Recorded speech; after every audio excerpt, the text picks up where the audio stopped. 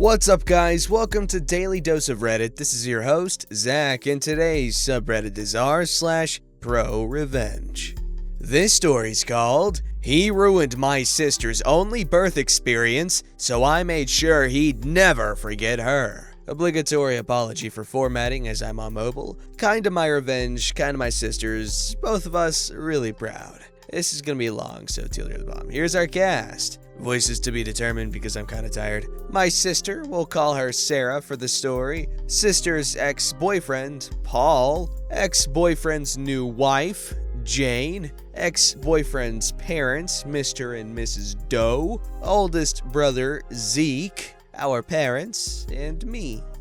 When I was 14 and my oldest sister, Sarah, was 22, we found out that she was pregnant with Paul, her boyfriend of 4 years. But you might want to fix that wording. They immediately got engaged and they were really happy. For a time, Sarah had a horrible pregnancy.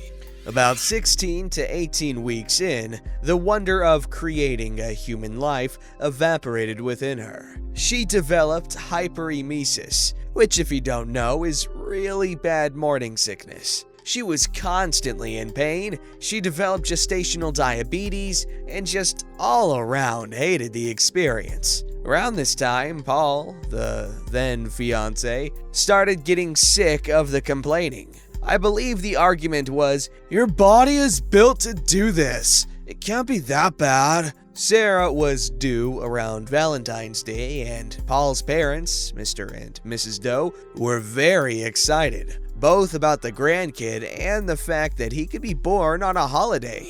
She was very against that and really hoped that her son wouldn't be born on a holiday, even one as small as Valentine's Day. Her birthday sometimes falls on Easter and she hates it because it might make him feel that his day isn't very much about him. Well, Mrs. Doe says something like, "Well, if you name him Valentine or Valentino, then that'll make the day even more special to him." Again, sister hated the idea. She thought it was tacky. He'd be bullied for it, and just really didn't like the name Valentino. Paul loved it, but he agreed to go with a more average name like Daniel or Jared. Fast forward to February, and she was ready to get this over with. Sarah had officially been put on bed rest because while standing or walking, her blood pressure took unexpected spikes and dips. I look back now and goodness do I feel bad for her. She was doing her best to avoid giving birth on Valentine's Day because, again, she didn't want him born on a holiday. Unfortunately, births happen when they happen, and that baby was going to come on Valentine's Day whether she wanted him to or not. I remember waiting out in the waiting room with my dad, brothers, and Paul, who couldn't stand to be in the delivery room because it was gross. I was so mad that he could have gone in, but wouldn't because he thought my sister was gross while giving birth. Whereas I had to stay outside because I was too young to go in with my mom and other sister. Dad went home with the youngest 2 brothers, while the oldest, Zeke, stayed to watch me because I refused to leave. 16 hours after Sarah went into labor, my little nephew was officially part of the family on the evening of Valentine's Day. Unfortunately, Sarah was not okay. She had to have an emergency cesarean section and while doing the operation, discovered the back of her uterus, facing her spinal cord, had a very large and very severe, thankfully non-cancerous, tumor. When I say large, I mean it was twice the size of a standard uterus.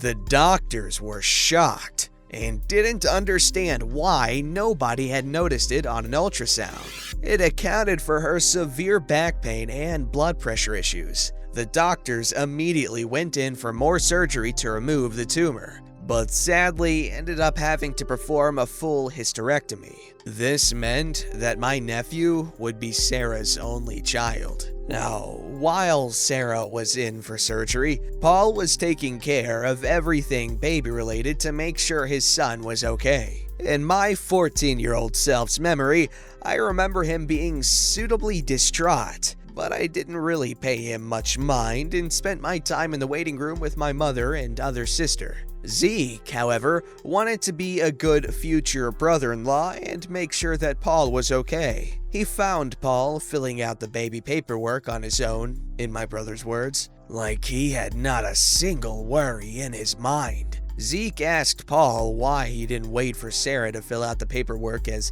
she should have been put out of surgery within the hour. And Paul said that he just wanted her to get rest and heal. That checked out with Zeke, as he was 16 and didn't know any better at the time. Now, I know what you're probably thinking. No, he wouldn't. He knows how much she hates that name, and still, she'd need to sign the paperwork too. Well, my fellow peoples of Reddit and YouTube, I regret to inform you that Paul forged Sarah's signature on the paperwork and waited until she was out of surgery to hand said paperwork over. My sweet nephew, that was born on Valentine's Day, was named Valentino on his first official birth certificate. I still, to this day, don't know why Paul and his family were so insistent about the name. He had even picked out a different one with my sister.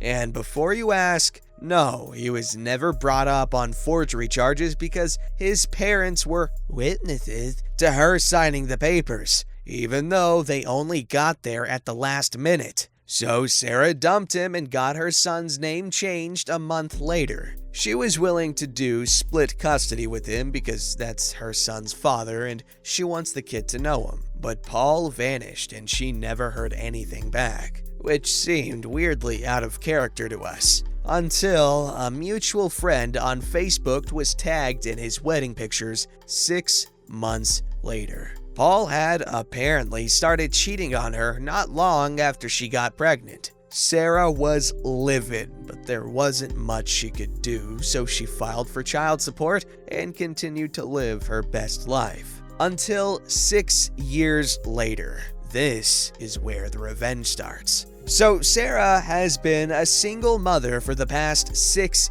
years and has been amazing at it. At this point in my career, I've been a hairdresser for about 8 months at our local Great Clips. I'm working one day, and who is seated before me but Jane, Paul's wife herself. I take her back for a trim, and she clearly has no idea who I am. That adds up because a mutual friend that still keeps in contact with Paul said that Jane doesn't know a thing. She has no idea about Sarah, that she was the other woman, or that Paul actually has a kid that he's been infrequently paying child support for. She's in the dark on it all. I told myself not to be an ass and treat her like a normal customer, which I did.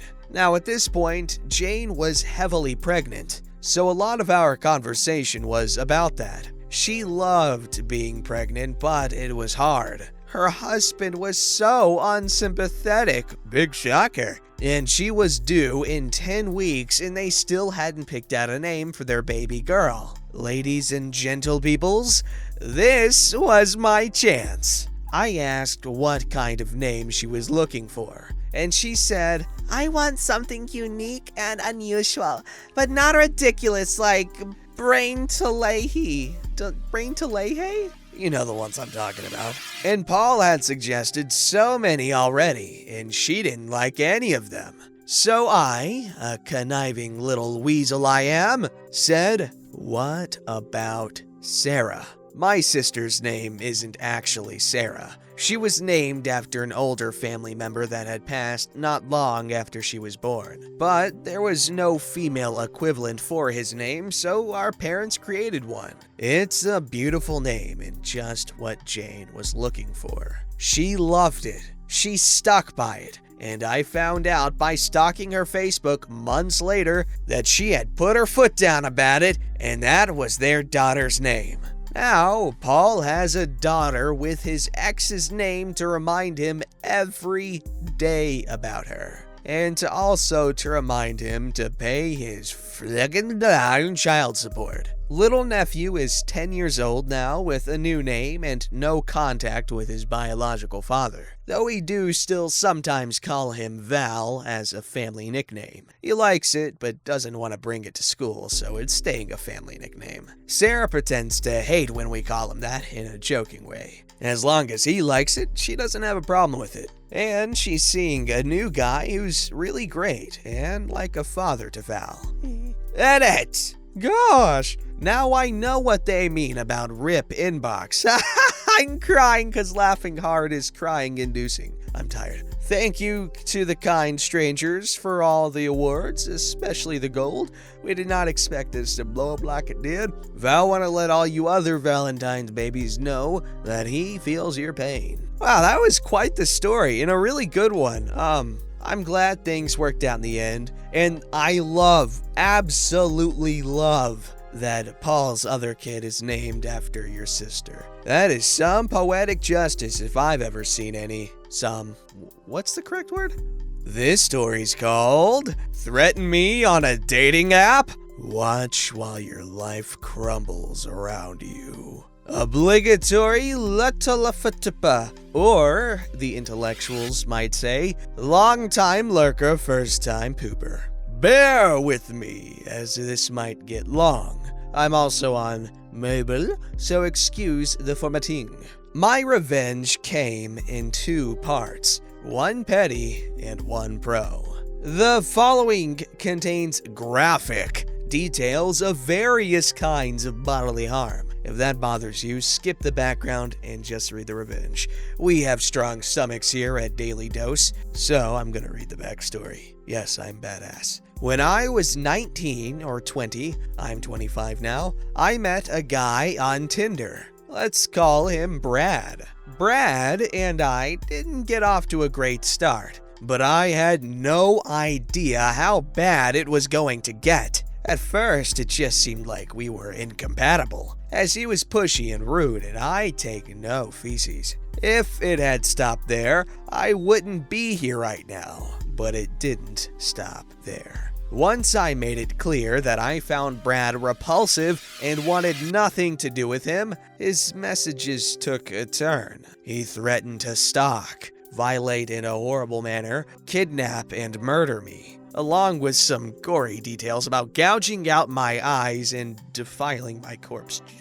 Particularly disturbing was his explicit desire to strangle me and watch the life leave my eyes. He also managed to find my home address 3 hours away from the city we were in and threatened to come find me. As a side note, it was my dad's house, and some small part of me wanted to see exactly how bad it would turn out for him if he showed up there. Of course, I warned my dad and gave him a picture of the guy. I also took screenshots of everything he sent me. The petty. Being a young woman with no idea whether this madman would actually go to lengths to find me, I called the cops. When they came, they looked at the messages, told me it constituted terroristic threat, but also told me there wasn't much they could do unless Brad actually showed up. They did take down his details, including where he worked, which is listed in his bio. This will be important later. From what I understand, the cops went to Brad's workplace to speak to him, and he refused, so they left. Nothing ever came of it. For the second part of petty, I found his Facebook. Again, don't put your freaking workplace on all of your social media. I snooped around and managed to find a couple of his family members. I sent them all the screenshots along with an explanation of what happened. I didn't hear back for a few days, but when I did, it was from Brad's mom. She apologized profusely on behalf of her son and told me they were driving in from Brad's hometown 3 states away to confront him. She asked me not to warn him of this advance, and obviously I agreed. I don't know what became of this, but I hope he got a good Southern style ass whooping. Now for the pro. A few years later, when Brad probably thought he was in the clear, something jogged my memory of what he did. and I decided it was time for him to face some actual consequences. I made a Facebook post including his picture and bio, all of the screenshots, and a message warning people in our area and asking them to share it around so other women would know what they were dealing with. 2 days later, Facebook took it down, but the damage had already been done. 3,000 shares and many messages later, all of that information had made its way to his company's Facebook page. From what I understand, they were absolutely flooded with messages about Brad and his behavior. They responded with a stock message about how they were dealing with it according to their policies. This was disheartening, as I assumed they were just gonna blow it off. By this point, Brad had been working for them for at least 4 years. However, I soon learned this was not the case. Several women from his company messaged me to thank me for coming forward and exposing the kind of person they were working with. It was through one of these women that I found out what happened to good old Brad. He was called into a meeting with his boss, HR, and the CEO of the company. As a side note, this is a multinational company, and the CEO is a woman. Oh boy. They did not take the situation lightly. Within 2 days of posting on Facebook, Brad had been fired and escorted off the premises by armed security. In the end, Brad got what he deserved, and now he has a massive blank spot on his resume, as this company was his first job out of college, and he can no longer get a letter of recommendation from them. As far as what became of him, I don't know. I never heard from him again. Though I did get a message from his grandma telling me that what I was doing was illegal. First off, good freaking job exposing that creepo creep man. Also, cool CEO lady for coming down and handling that situation in person, just so he gets a real idea of how screwed he is and how much of a dirtbag. Like, those are disgusting things. Yeah, a lot of girls on, especially Tinder, because Tinder guys are usually like sleazebags. And then Bumble's a little bit better because Bumble's like Tinder for like attractive people, and girls have to message the guy first. So actually, I want the ladies in the comments down below to tell me their experiences with creeps on dating apps. I'm sure they're rampant. Okay, last up that I can go to sleep. Can't drive through that. Back in 2004, we had those big plastic round garbage bins in our back alley. About 6 of them down every alley in my neighborhood. They were huge, about 4 foot tall and 4 foot wide at the top. They got emptied every Thursday around 8 in the morning. I lived a half a block down the alley from the local bar, and every few weeks I'd go out in the morning to see all the bins knocked down. Some drunk idiot was driving his beater home around the time the bar closed at 2 a.m. I figured he was hitting them on purpose just for laughs. Once winter came, the plastic got more brittle, and every bin that was hit got cracked and or destroyed. The city never did anything other than just replace the bins, but it would take a few weeks, and it was irritating to have to pick them up all the time or use a farther away bin because the nearby one was toast. So this continued for months, and winter gets cold here in Canada. We had a solid week of -40. One Saturday night, I saw red and blue lights flashing through my curtains. I walked out to see a completely totaled mid-80s Buick wrapped around a bin. One of my neighbors decided to fill the bin with water, which froze into a solid block of ice. I don't know for sure which neighbor did it, but they are absolute heroes in my mind. Guy got arrested, so I assume he was charged with drunk driving at least. Tow truck took away what was left of his car, but the bin stayed there for a couple of months as a monument to stupidity filled with ice because it was too heavy to move and also wasn't in the least bit damaged by the collision. See, this story's wholesome in my mind. I know a few of y'all were saying that you like the idea of having a wholesome story at the end of every episode, and I might try that, but that's gonna be hard to maintain, to be honest. But I feel like this was wholesome, just like some cute little Christmas special of a TV show. Just like add Christmas stuff to it, and like Christmas bells, and like Frank Sinatra's in there somehow. Christmas is nice. Alright guys, I'm gonna go to bed. You guys watch more videos and subscribe to Daily Dose of Memes. I love you. Goodbye and good night. Or good morning. Happy birthday. Merry Hanukkah. Don't forget to like, subscribe, and hit that bell to never miss an episode.